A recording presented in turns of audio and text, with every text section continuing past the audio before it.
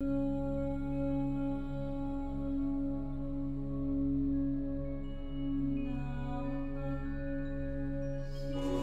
श्री गणेशाय नमः। हर हर महादेव। शिव नाम जप तथा भस्म धारण की महिमा, त्रिपुंड के देवता और स्थान आदि का प्रतिपादन। ऋषि बोले, महाभाग व्यास शिष्य सूत जी, आपको नमस्कार है। अब आप उस परम उत्तम भस्म महामतय का ही वर्णन कीजिए।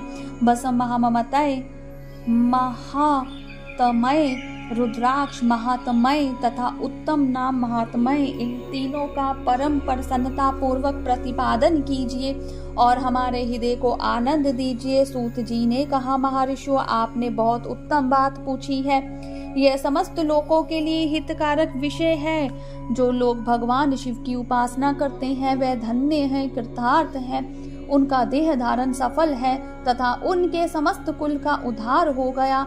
जिनके मुख में भगवान शिव का नाम है, जो अपने मुख से सदा शिव और शिव इत्यादि नामों का उच्चारण करते रहते हैं, पाप उनका उसी तरह स्पर्श नहीं करते जैसे खद्दीर वृक्ष के अंगार को छूने का साहस कोई भी प्राणी नहीं कर सकते। हे श्री शिव, आपको नमस्कार है। श्री शिवाय नमस्तुतु भयम।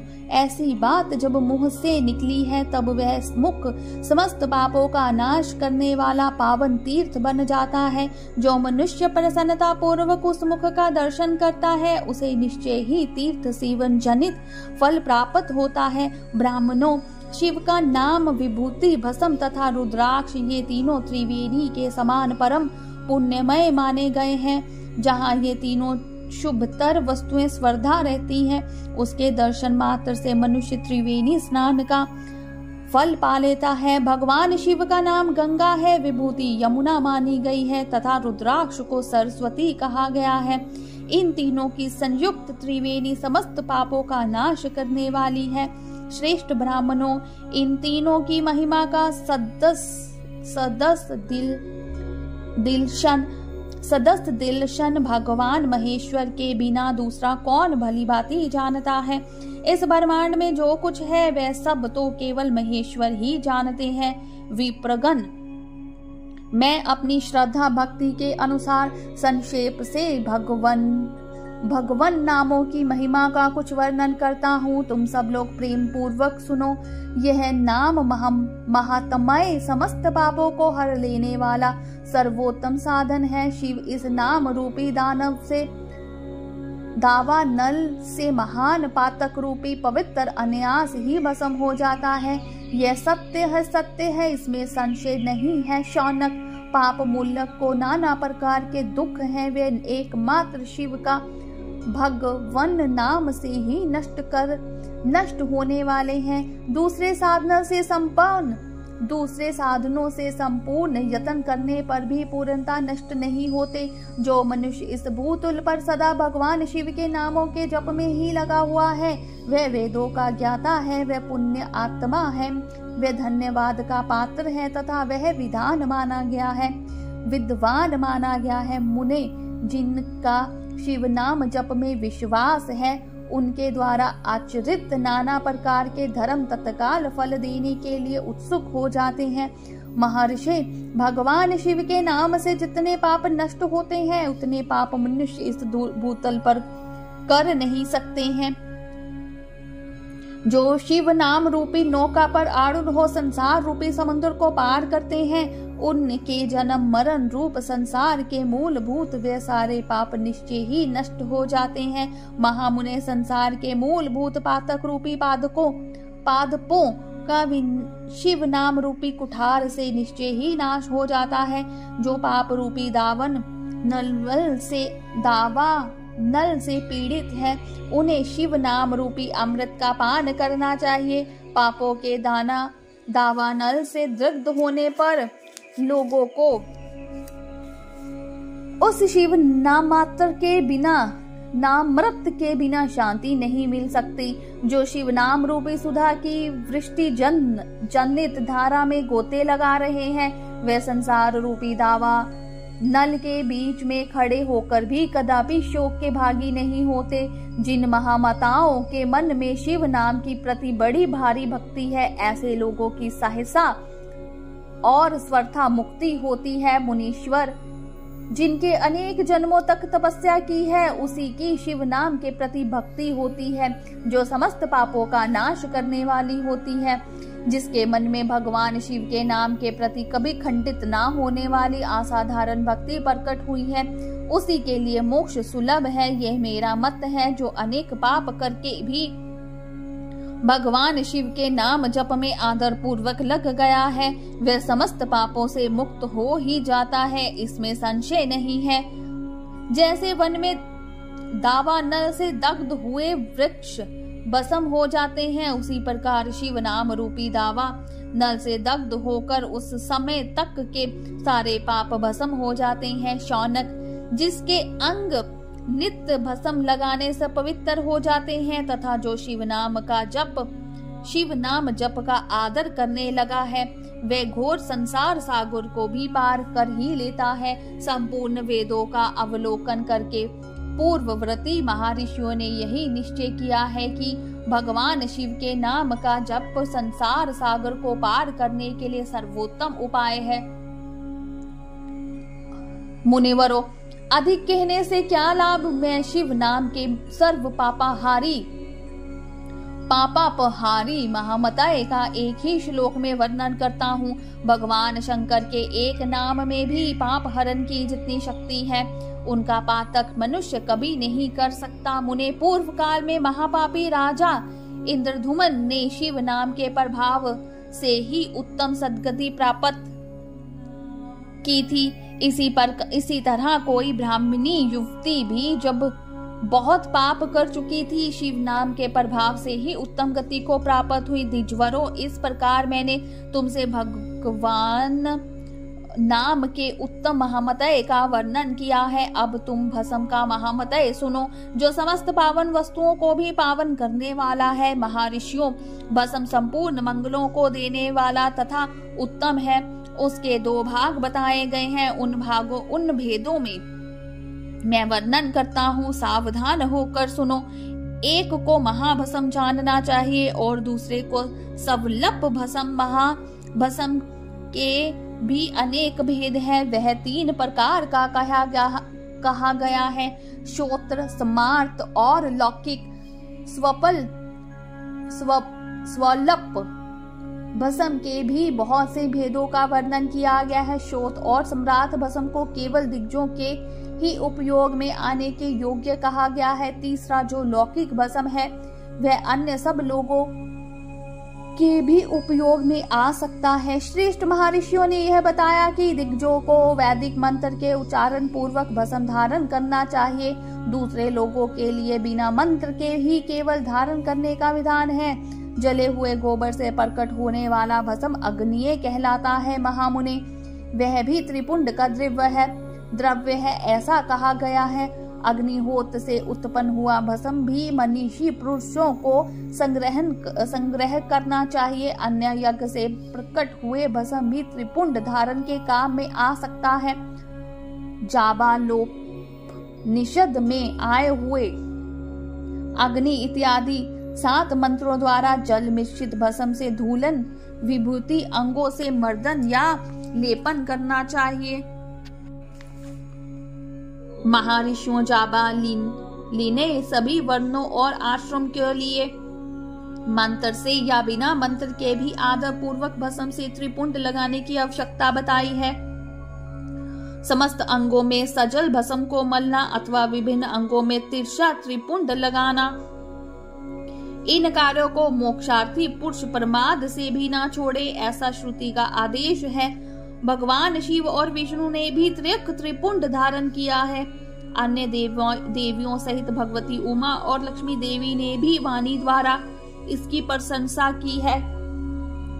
ब्राह्मणों, क्षत्रियों, वैश्यों, शूद्रों, वर्ण संकरों तथा जाति भ्रष्ट पुरुषों ने भी उद्धूलन एवं त्रिपुंड के रूप में भस्म धारण किया है।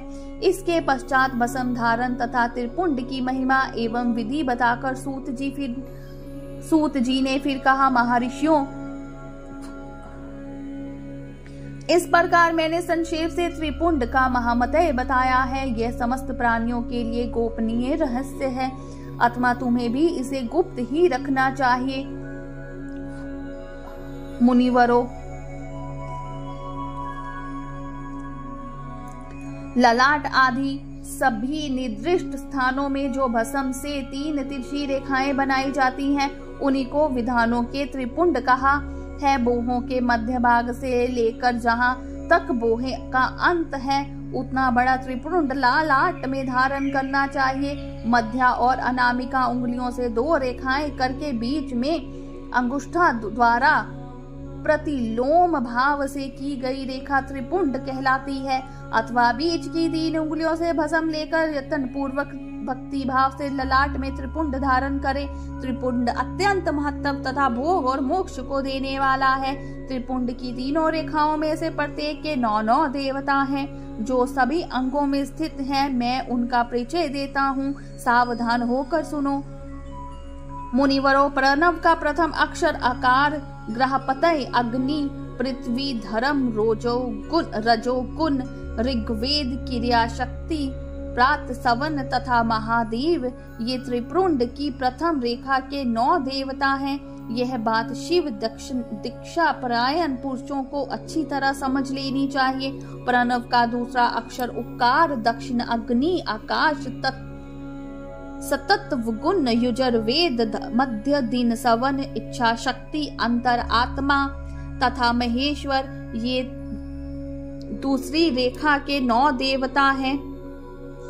प्रणव का तीसरा अक्षर मकार, अहवनी, निये अग्नि, परमात्मा, तमोगुण, शुलोक, ज्ञान शक्ति, सामदेव, तृतीय सवन तथा शिव, ये तीसरी रेखा के 9 देवता हैं। इस प्रकार स्थान देवताओं को उत्तम भक्ति भाव से नित्य नमस्कार करके स्नान आदि से शुद्ध हुआ पुरुष यदि त्रिपुंड धारण करे, तो भोग और मोक्ष को भी प्राप्त कर लेता है। मुनीश्वर, ये संपूर्ण अंगों में स्थान देवता बताए गए हैं। अब उनके संबंधी स्थान बताता हूँ, भक्ति पूर्वक सुनो। 32, 16, 8 अथवा 5 स्थानों में त्रिपुंड का न्यास करे। मस्तक, ललाट, दोनों कान, दोनों नेत्र, दोनों नासिका, मुख, कंठ, दोनों हाथ, दोनों कोहिनी, दोनों कलाई, हृदय, दोनों पार्श्व भाग, नाभि, दोनों अंडकोश, दोनों उरु, दोनों गुल्फ, दोनों घुटने, दोनों पिंडली और दोनों पैर, ये 32 स्थान उत्तम है। इनमें क्रमश अग्नि, जलवायु, पृथ्वी, 10 दिक् प्रदेश, 10 दिक्पाल तथा 8 वसुओं का निवास है। धर, ध्रुव, सोम, आप, अनिल, अनल, प्रत्यूष और प्रभास, ये 8 वसु कहे गए हैं। इन सब का नाम मात्र लेकर इनके स्थानों में विधान पुरुष त्रिपुंड धारण करें अथवा एकाग्र चित्त हो।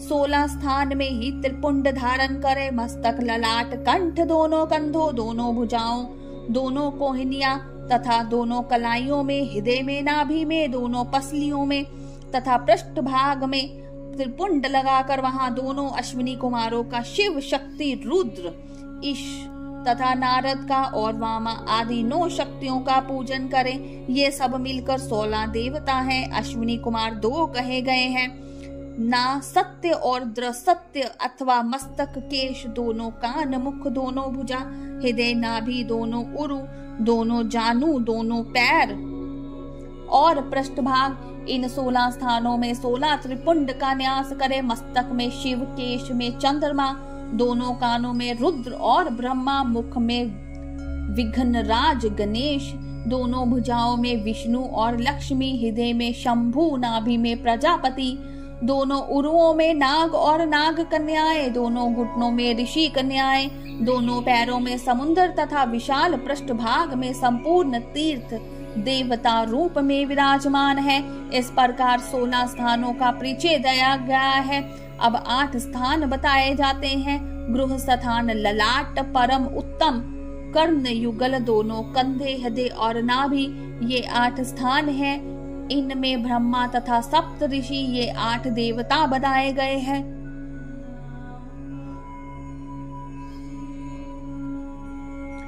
मुनीश्वरों, भस्म के स्थान को जानने वाले विद्वानों ने इस तरह 8 स्थानों का परिचय दिया है, अथवा मस्तक, दोनों भुजाएं, हृदय और नाभि, इन 5 स्थानों को भस्म वेत्ता पुरुषों ने भस्म धारण के योग बताया है तथा संभव देश काल आदि के अपेक्षा रखते हुए उधुल्लन भस्म को अभिमंत्रित करना और जल में मिलाना आदि कार्य करे। यदि उधुल्लन में भी असमर्थ हो तो त्रिपुंड आदि लगाए। त्रिनेत्रधारी, तीनों गुणों के आधार तथा तीनों देवताओं के जनक भगवान शिव का स्मरण करते हुए नमः शिवाय कहकर ललाट में त्रिपुंड लगाए।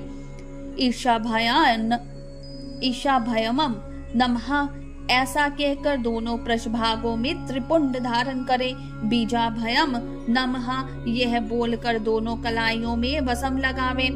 प्रीतभयम नमः कहकर नीचे के अंगों में, उमेशभावयम नमः कहकर ऊपर के अंगों में तथा भीमाय नमः कहकर पीठ में और सिर के पिछले भाग में त्रिपुंड लगाना चाहिए। बोलिए शंकर भगवान की जय, उमापति महादेव की जय, हर हर महादेव।